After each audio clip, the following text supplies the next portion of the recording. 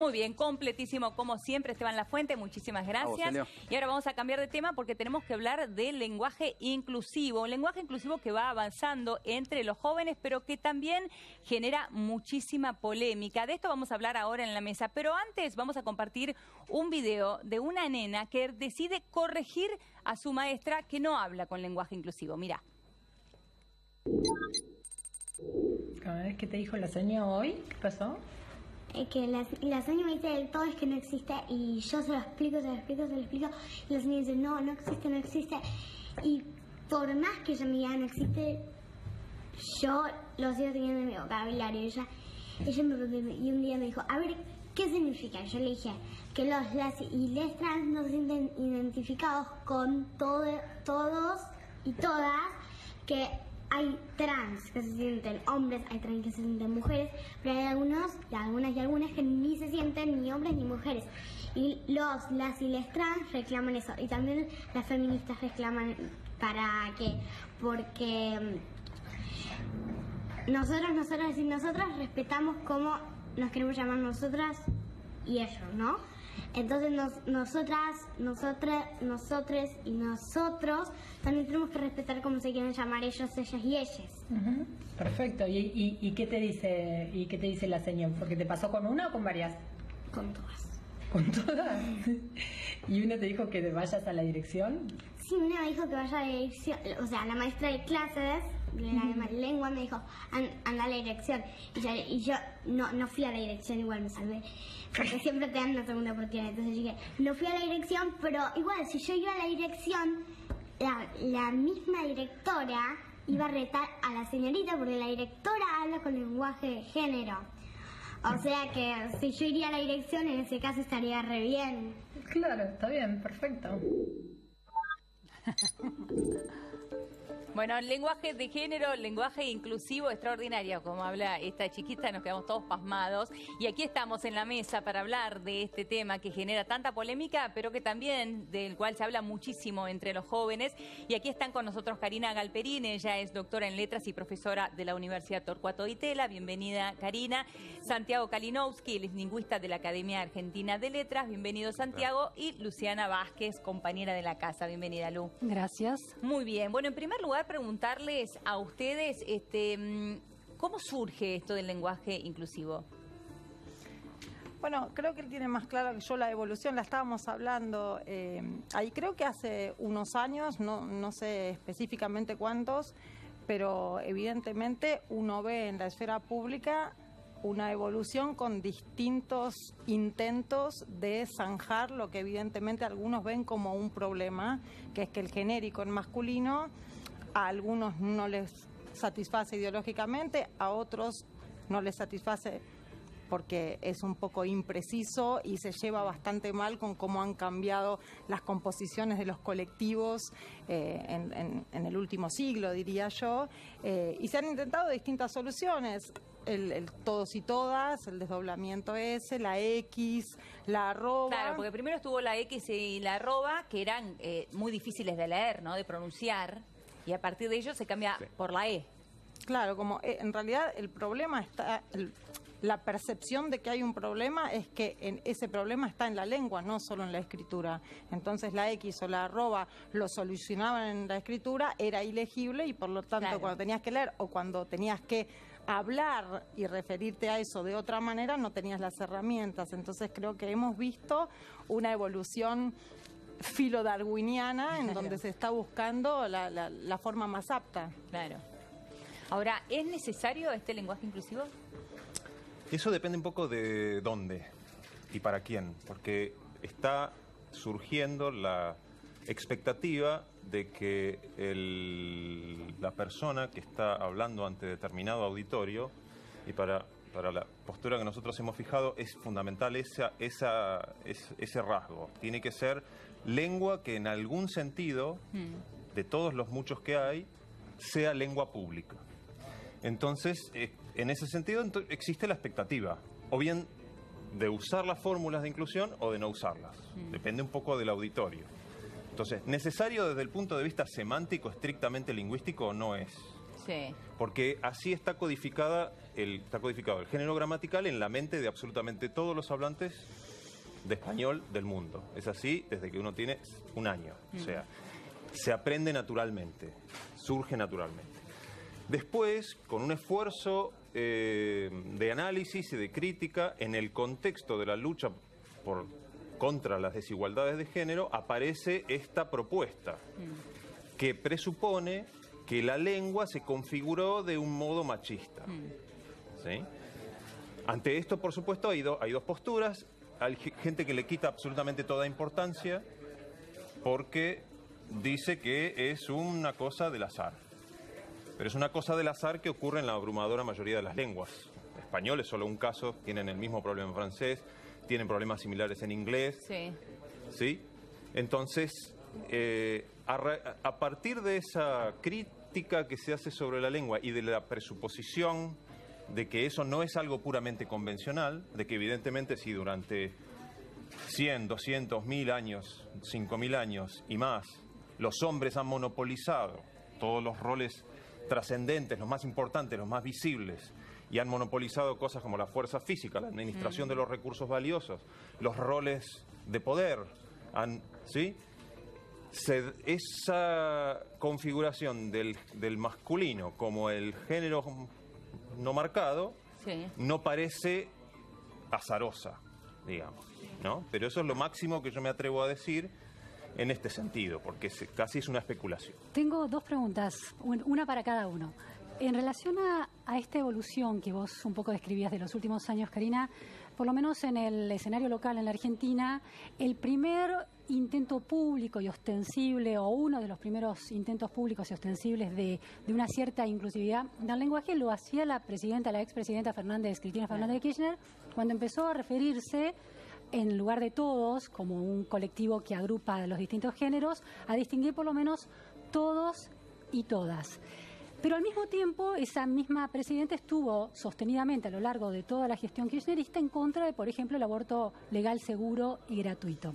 Entonces mi pregunta es ¿de por sí más justo un lenguaje inclusivo no puede estar sirviendo para ciertas imposturas de lo políticamente correcto? A mí personalmente no me gusta ni me atrae demasiado esta lectura de es una reivindicación feminista, porque a la pregunta que vos hacías, ¿es necesario? Sí. Es cierto que no es necesario en el sentido de que nos la arreglamos muy bien durante muchos milenios sin eso. Ahora, la pregunta se puede mirar, la respuesta puede darse mirando desde otro lado. Evidentemente para mucha gente es necesario. Yo creo que no es solo necesario por una cuestión de reivindicación de causas feministas, sino que me parece que en parte hemos usado el masculino como genérico también por una cuestión de practicidad. En el pasado, hasta hace muy poco, en la historia de la lengua, hace un segundo te diría, la mayoría de los colectivos relevantes de la sociedad, profesionales, de la vida cívica, de la vida pública, estaba compuesto o solo o mayoritariamente por hombres. Entonces, incluso por el principio de economía de la lengua, era sensato usar el masculino como el no marcado. Bueno, pero después de a poco se fueron agregando, en algunos casos, palabras, ¿no? No me viene ahora alguna, pero por ejemplo, antes uno decía el médico solamente, ahora decimos el médico, decimos la médica, y se fueron sumando palabras, pero de ahí a cambiar el lenguaje como un sistema completo o un semisistema, es otro paso, ¿no? El fenómeno es el mismo. Lo que tenés razón es que este cambio, si es que estamos ante un cambio que efectivamente se va a afianzar, es un cambio gigantesco, un cambio que yo no recuerdo en la historia de la lengua, pero evidentemente ahí hay una necesidad de no usar más el masculino como no marcado, ya sea por razones ideológicas o ya sea por cuestiones prácticas de precisión de la lengua en una época en donde ya ese masculino genérico dejó de ser preciso. Ahora, planteabas que el aprendizaje de la lengua cuando los bebés son muy chiquitos es un proceso natural, biológico, que activa ese lugar donde la lengua de alguna manera está guardada, esperando a ser despertada. Y esa lengua no incluye estas distinciones y estas problemáticas que la realidad le pone sobre la mesa ahora. ¿Cómo es eso? Entonces, la lengua más genuina no debería tener el les y todas estas nuevas variantes? Bueno, yo no lo llamaría lengua más genuina.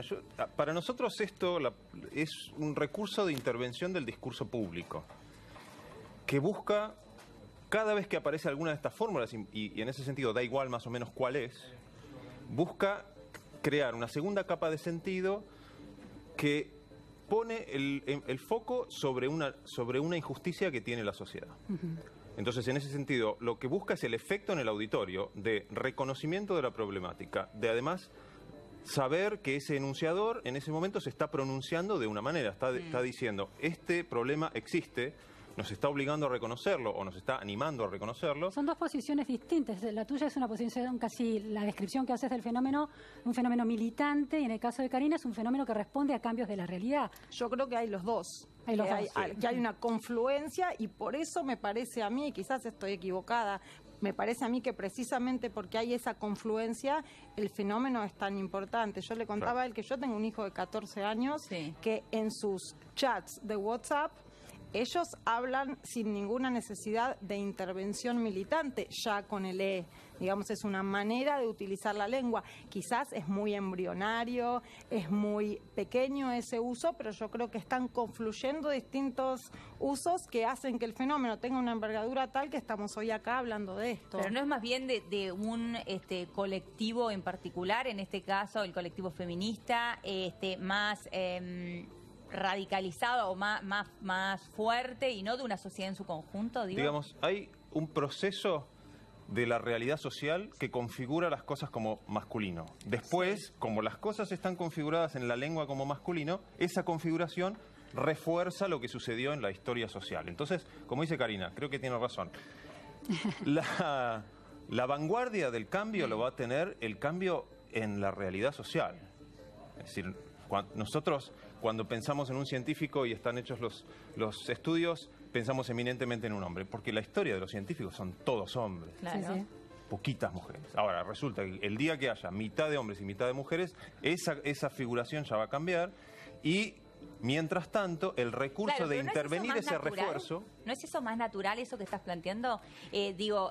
Acá hemos tenido variadas mesas de casos de ingenieros, por ejemplo, ingenieras, ¿no? Que cada vez son más las mujeres que se animan a estudiar ingeniería, que van copando esa profesión en distintas áreas. La ingeniería es muy amplia y grande. Bueno, ¿no es ese el proceso más natural? Cuando en realidad la mujer va tomando esos espacios, entonces van cambiando las palabras. Lo es. Bueno, es un poco lo importante es la realidad. Lo que pasa es que como la lengua refuerza la realidad, tiene todo el sentido del mundo. Desde el punto de vista de aquellos que quieren modificar la realidad, tocar ese refuerzo. Claro. Como un modo de prender la luz sobre una problemática. Sí. Ahora, Santiago, vos planteabas una cuestión retórica, es decir, hay una voluntad de un emisor de conmover un auditorio en algún sentido. Si ese emisor tiene una intencionalidad de reafirmación de ciertas inclusiones que han estado fuera de la sociedad, va a usar lenguaje inclusivo. Ahora, también depende entonces de la intención de ese emisor. Sí. Entonces, Claro. imagino, yo no tiendo a usar el lenguaje, a veces digo todos y todas, chicos y chicas, pero me cuesta el chiques todavía, el les dipoteres. Lo que quiero decir, ahora, no soy una persona retrógrada. No, eso es lo Estoy que... alineada con un montón de causas modernas y del futuro. Entonces, no puede haber una especie de policía del lenguaje que Sí, me esa obligue es a una usarlo. cosa que A ver. nosotros, yo cada vez que puedo lo digo. A ver. Cuando alguien no usa el genérico, no usa estas fórmulas de inclusión, está usando la lengua española. Está usando la gramática de su lengua. No lo convierte automáticamente en un abogado del patriarcado. Claro. ¿No? Ahora, tampoco podemos intervenir la libertad que tiene alguien de usar un recurso que ve útil en el marco de una lucha para cambiar la sociedad. Claro, pero en una escuela, por ejemplo, ¿qué pasaría? En una escuela no hay que subestimar a los chicos, en el sentido de que esto que decimos, el género gramatical está configurado de esa manera y lo tienen clarísimo desde que tienen 2 años. Después entienden, por lo que yo estuve hablando, faltan estudios comprensivos y demás, pero por lo que estuve hablando con docentes, entienden perfectamente qué es una cosa, qué es la otra, qué significa, con quién usarlo, dónde, para decir qué Claro, cosas. porque eso es fundamental. Digo, en una escuela hay un lenguaje, hay una currícula. De hecho, nosotros le hicimos la consulta a la RAE, ahí está la respuesta que tenemos, ¿no? El uso de la letra E como supuesta marca de género es ajeno al sistema morfológico del español, además de ser innecesario, pues el masculino gramatical funciona como término inclusivo en referencia a colectivos mixtos o en contextos genéricos o inespecíficos. Claro, semánticamente es innecesario. Ahora, puede tener otras necesidades que no sean lingüísticas. Y en tu caso, Karina, que estás siempre muy abierta a las modificaciones de la lengua, ¿cómo ves esta definición Sí, de la RAE? Bueno, me parece lógica. Esto es lo que la RAE tiene que hacer. Nosotros estamos viendo algo en movimiento, incipiente, embrionario, lo suficientemente grande, insisto, como para que hablemos de eso, pero no es ni por cerca un fenómeno afianzado en la lengua. La RAE, estos fenómenos, solo tiene que aceptarlos e incluirlos cuando sea un fenómeno afianzado. Así que, digo, a mí me parece esto es lo que tiene que hacer. Está bien. Si no hiciera esto, no estaríamos hablando de un proceso de cambio, estaríamos hablando de un proceso afianzado. Entonces me parece perfecto y me parecen compatibles las dos cosas. Es un indicio de que hay un cambio. Esto. Bueno, la RAE, yo tengo cuenta de Twitter, la RAE viene contestando esto cada vez más. Muchísimo. Que la RAE tenga que contestar esto significa que hay algo que está compitiendo con esto. Claro, que está siendo interpelada. Esto que dice no es necesario, bueno, no fue necesario, evidentemente, insisto, hoy sí. Yo quería decir algo sobre lo que dijiste antes de los ingenieros, porque a mí me parece que esto es una evidencia de que la realidad ya cambió. No, yo no veo esto como una intervención en la lengua para que la realidad cambie y la sociedad sea más justa o lo que sea. Yo veo una lengua que ve unos colectivos que ahora, en la mayoría de los casos, o son 40 y 60, o 50 y 50, o 60 y 40, más mujeres que hombres, y entonces ve este genérico masculino y le parece que la lengua está atrás de los fenómenos sociales. Karina, siguiendo el tema de la escuela, ¿no? La cuestión de la escuela es que los contenidos que finalmente se deciden enseñar en la escuela, en un aula donde van chicos cuyas familias pueden estar de acuerdo o en desacuerdo con el lenguaje inclusivo, es que la escuela da contenidos relevantes, considerados relevantes por la sociedad, después de enormes discusiones, después de enormes tramitaciones sociales, después de enormes procesos, de largos procesos de decantación, donde el Estado en algún momento dice, bueno, el Estado, después de todo este proceso, decide que la currícula va a incluir ciertos contenidos. Esa currícula no incluye el lenguaje inclusivo como de enseñanza oficial. No genera una especie de riesgo de avasallamiento, un docente que decida enseñarlo a familias que no están de acuerdo con ese lenguaje y no ha sido sancionado por el Estado ese aprendizaje.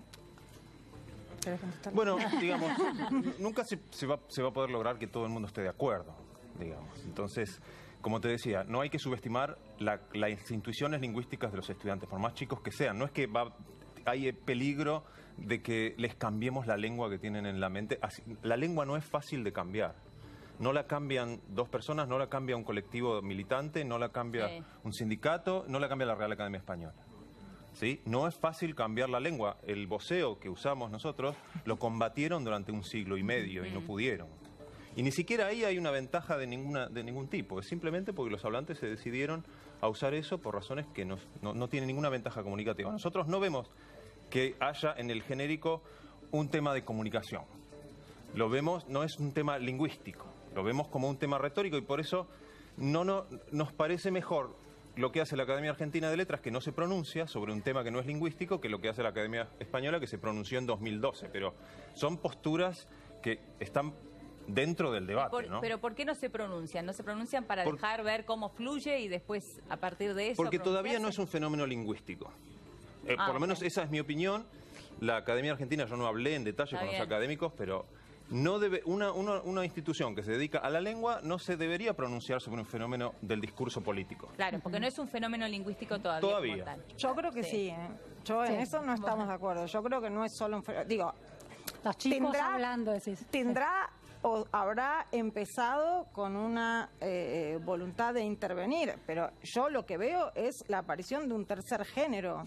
Y eso es un fenómeno gramatical para mí. Sí. Todavía embrionariamente, pero digo, no solo es un fenómeno gramatical, yo insisto, es un fenómeno gramatical de dimensiones que yo no he visto nunca antes, la creación en un tiempo récord de un tercer género. Ahora, los chicos, como dice él, no los subestimemos, los chicos pueden manejar muy bien lo tradicional y aprender el género masculino como genérico, y al margen en otro tipo de interacciones utilizar esto. Claro, pero es importante esa distinción que estás haciendo. No sé, a Muy nosotros, a mí me enseñaron el tú toda mi vida, Claro. nunca di vos en la conjugación y Y después lo pusiste a hacer. bueno, y Pero era conviven, imposible, son cosas que era totalmente conviven. imposible. Bueno, nos Los- quedaríamos los horas hablantes se hablando de esto, deciden. pero nos hemos quedado Interesante, sin sí, sí. tiempo. Muchísimas gracias a ambos, Gracias. a los tres. Gracias. Un placer, como siempre. Vamos a hacer una pequeña pausa en Café de la Tarde. Quédate ahí que ya venimos con más.